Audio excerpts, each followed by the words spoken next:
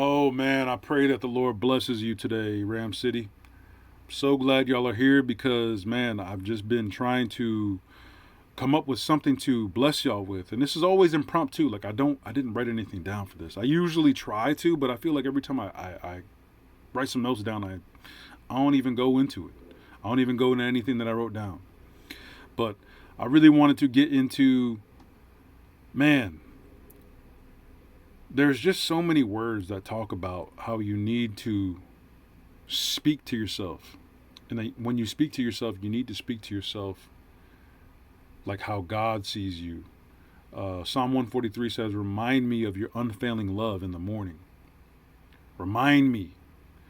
What was that? Lamentations chapter 2 or chapter 3. I can't remember which one it was, but it says, he does all this complaining. Jeremiah does all this complaining about what's going on to him. And then he says, but I remember this, that the Lord is faithful and true. Great is your faithfulness. Your mercies are new every day. There's another one. Oh man, there's this amazing verse in the book of Proverbs. It says, like sorrow and anxiety weigh down the heart, weigh down the soul, weigh down everything about your being. But that a good word makes your soul glad. So I want to get into one of the most powerful verses, man. You hear this when people die, and I don't understand why does it have to be when we're dead that we listen to this verse, man. But maybe it's because of the ending. But I'm going to get into this, okay? This is one of the most powerful verses, man. This is you speaking to your soul. This is you speaking to yourself. You need to remember this verse. You need to remember it. I pray that y'all remember this. Watch this over and over and over again, or just read it in the Bible, all right? We're in Psalm 23. Psalm 23, verse 1. The Lord is my shepherd. I shall not want. He maketh me to lie down in green pastures. He leadeth me beside the still waters. He restores my soul. He leads me in the path of righteousness for his name's sake. Yea, even though I walk through the valley of the shadow of death, I will fear no evil, for thou art with me. Thy rod and thy staff, they comfort me. You prepare a table before me in the presence of my enemies. You anoint my head with oil, my cup runneth over. Surely goodness and mercy shall follow me all the days of my life, and I will dwell in the house of the Lord forever. Why is this verse so good? Why should I speak this over myself? You have to understand that the first thing that this verse does is that it acknowledges God as the shepherd of the sheep. Why is this called Ram City? Because when a sheep is a baby, so you have to understand something about sheep. Sheep aren't just like as dumb as y'all think. Sheep are incredibly smart. Y'all don't give them enough credit. See, there's this shepherd that's watching over them, right? And what happens is that this baby sheep hears the voice, hears the tone in your voice, hears the way that you whistle, the way that you call. And if they don't hear those cues that tell them that, hey, that's homeboy, they're not going to listen to you. You should watch on YouTube. Just type in shepherd calling the sheep. And then watch as the shepherd calls the sheep, but watch as somebody else tries to do it. A stranger tries to call to them. The sheep will be like looking at you like all fun. Like, who's this? Who's this joker over here? We don't know you. Go back to eating my grass over here. Bah. They just go about their business. But when the shepherd comes out of nowhere, he's like, hey, la la la, starts making whatever noise he does to get y'all to come over. And the sheep hear the voice. And they go, and they're like, hey, that's homeboy. Hey, he's going to feed me shrimp fried rice right now. Whatever it is. I'm just trying to give y'all an analogy. Sheep obviously don't eat shrimp fried rice, but... So, this verse acknowledges God as the shepherd. The good shepherd, right? I shall not want. So, you have to understand that you have to speak to yourself. If you find yourself in lack, you need to understand that you can't be seeking these things. You need to not want anything else but God, because you have everything that you need. The shepherd provides everything for the sheep. And this verse that's next, he maketh me lie down in green pastures. Man, the shepherd, what he's trying to do is trying to make sure that they always have food. He's always trying to make sure that they're good. He's always trying to make sure that they're groomed. He's always, man, he leads me besides the still waters. Man, that speaks for itself, man.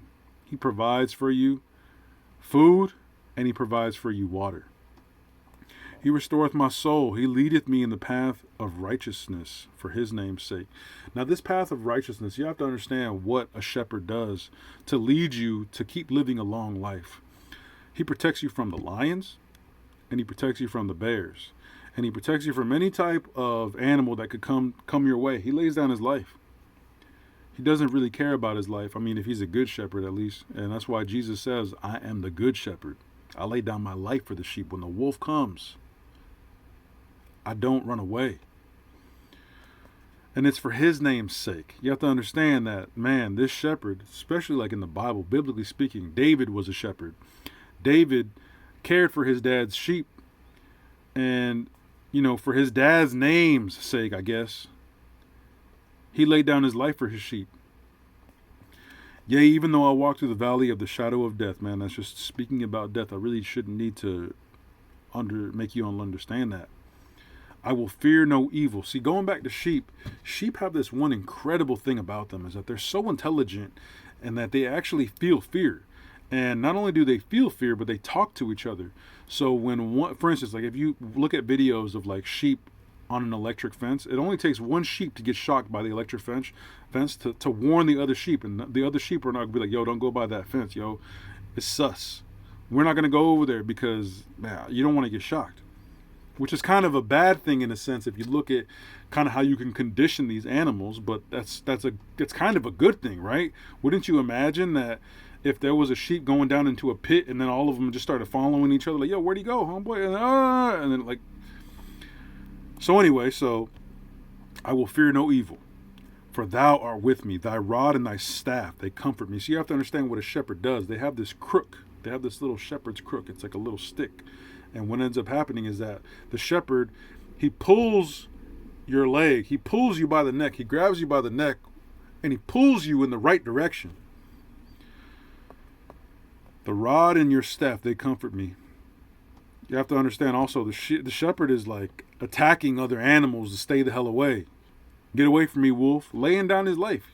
The only thing he really has is a shepherd's crook, or if he's like David, man, he's got a sling. But man, this verse right here, thou preparest a table before me in the presence of mine enemies. Man, in the physical, that should make perfect sense. But just think about it. The enemy is sitting right there, and the shepherd is like, no, chill, homeboy, chill for a second. Let me get my sheep. Let me put them back in their pen real quick, and I'll take care of business. Strap on his belt. Let's go. It's time to tussle and bustle. Thou anointest my head with oil. My cup runneth over. Man, you have to understand that this is just speaking more so on this protection that God is going to give you. And not only is he going to give you this protection, but he's going to make sure that you are anointed. Your steps are anointed. Your body, your health is anointed. And not only is he trying to make sure that you are good, but he's going to get you good. And he's going to get you so good that you're not even going to worry about life because you are just a sheep. Man, have you ever heard happy as a clam? You are going to be a sheep that is as happy as a clam. Surely goodness and mercy shall follow me all the days of my life. You have to understand, man, sheep are one of the most, man, this is why I call it Ram City. And y'all need to really realize that sheep always will butt the shepherd. They will just run right into, man, boom. And you can only imagine how bad it gets when they turn into a ram, but mercy, man, goodness and mercy is all the shepherd has. I mean, he'll probably like hit you with the crook, the little shepherd's crook, but mercy, nothing but mercy comes from this man who's getting butted by the sheep. You should watch the videos. There's videos on YouTube of sheep just trying to run over the shepherd. But the good news is that the shepherd he's graceful. He has mercy on you when you try to butt him. And I will dwell in the house of the Lord forever. Man, I feel like that should speak for itself, y'all. The Lord is our shepherd. He wants good things to happen to us. He wants to lead us by these still waters so that we always have water. And not only do we always have water, but we have the calm. He's not going to lead you into this, man, this rushing waters, this rushing wind, this rushing storm coming through. He's going to make sure that when he brings you to get that water, that you are as relaxed as possible, that you don't have to worry about, is there any grass here? Is there any food here? Is there any water here? Man, one of the most beautiful things about this psalm is just that it just speaks about the protection that comes from God. And this protection that comes from God is so powerful that you eventually start speaking this over yourself. Like if you ever are afraid of spirits or demon attack, or the enemy is just coming to get you, whether it be a physical enemy or it becomes a spiritual enemy, because when you are on this spiritual walk, I'm telling you, man, there are these spiritual thugs that will try to run you over, and you need to be strong enough to be able to ram them back. That's why we're known as Ram City. That's why on this channel, I'm not trying to make you defenseless sheep. Man, Peter is told specifically, do you love me? To Jesus. Jesus is like, do you love me, Peter? And he's like, of course I love you. You know I love you. And Jesus says, feed my sheep. And you have to understand this saying is so important when it comes to God's people, because we're not going to listen to the wrong shepherd. That's why you got to really be careful with these people out here trying to preach you something that's not in the Bible. They're trying to tell you, hey, look, God spoke to me and I heard in a word that you're going to be rich tomorrow at 12 noon. It's going to be in your bank account. You're going to get some check in the mail. You're going to get an envelope in the mail. You're going to be, God is going to come rescue you out of your, God is going to come rescue you. You are going to be overflowing. You are going to be, but you don't need to go to these, I don't want to say wannabes, but there's nobody who is the shepherd except for the shepherd. And you will know him and you will recognize him by his voice. So I just wanted to leave y'all with that. I pray that y'all can be blessed and that you would want to hear more about this. And if you're getting bored with this, let me know what you want to hear. What verses are controversial to you that you just don't understand it? Why does God say, as it is written in the book of Jasher? Why does God have, man, just anything controversial that you could think of? Anything. I'm not worried about talking about it. That's what I love to do. Why is there Apocrypha? Why is the canon a thing? Great subjects. I love talking about non-canonical books. I love it. So good. Did you know that your Bible, that you're so trustworthy into, that the book of Revelation almost didn't make it into the Bible? That these people in the Council of Nicaea, that they determined that these specific books were being allowed to be read, and these books were not allowed to be read. So you would never hear about what Jesus says to the churches.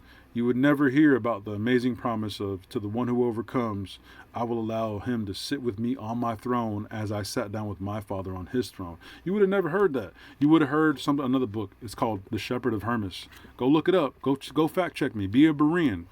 Anyway, I pray that the Lord blesses you, keeps you, shines his face upon you, and is gracious to you. I love y'all, Ram City. God bless y'all in Jesus' name. Amen.